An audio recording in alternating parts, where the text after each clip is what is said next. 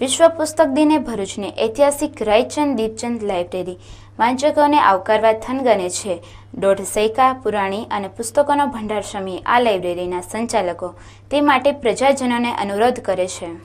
ભરૂચના ટાવર વિસ્તારમાં આવેલી ઐતિહાસિક રાયચંદ દીપચંદ લાઇબ્રેરી ગુજરાતની કદાચ સૌથી પુરાણી એટલે કે 1858માં સ્થપાયેલી લાઇબ્રેરી છે। ભરૂચ લાઇબ્રેરીના નામે પુસ્તક પ્રેમીઓ માટે શરૂ કરાયેલ આ લાઇબ્રેરીનું નામ 1864માં મુંબઈના દાતા રાયચંદ દીપચંદના નામ સાથે જોડાયું અને ત્યારથી આજ દિન સુધી આ લાઇબ્રેરી સાહિત્ય પ્રેમીઓના વાંચનની ભૂખ સંતોષતી રહી છે।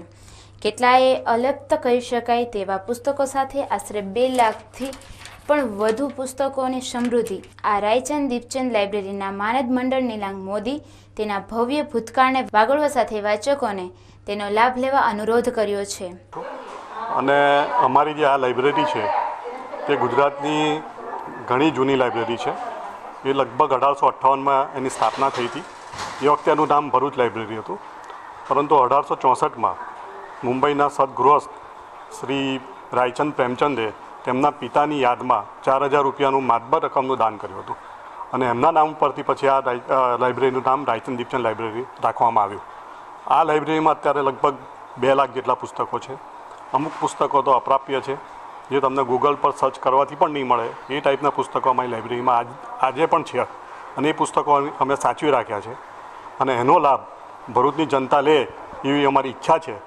એટલે અમારી અપીલ છે ભરૂચની જનતાને કે અત્યારે આ લાઇબ્રેરી જે ખરેખર થોડી મૃતપાય અવસ્થામાં છે, એ જો તમે લોકો અમને સહકાર આપશો અને મેમ્બરશિપમાં જો અમારો વધારો થશે તો આ લાઇબ્રેરીને અમે ઘણી સારી રીતે ચલાવી શકીશું। એટલે અમારી અપીલ છે લાઇબ્રેરી તરફથી ભરૂચની જનતાને, કારણ કે આ લાઇબ્રેરીનો ભૂતકાળમાં ભરૂચની ઘણી નામાંકિત વ્યક્તિઓએ લાભ લીધો છે અને તેઓ એમના જીવનમાં ઘણા આગળ આવ્યા છે।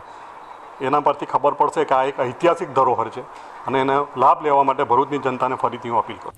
ભવ્ય ભૂતકાળ ધરાવતા ભરૂચના ટાવર વિસ્તારની ઐતિહાસિક ધરોહર સમાન રાયચંદ દીપચંદ લાઇબ્રેરી તેનો 1.5 સૈકાની સફર બાદ અસ્તિત્વનો જંગ લડી રહી છે।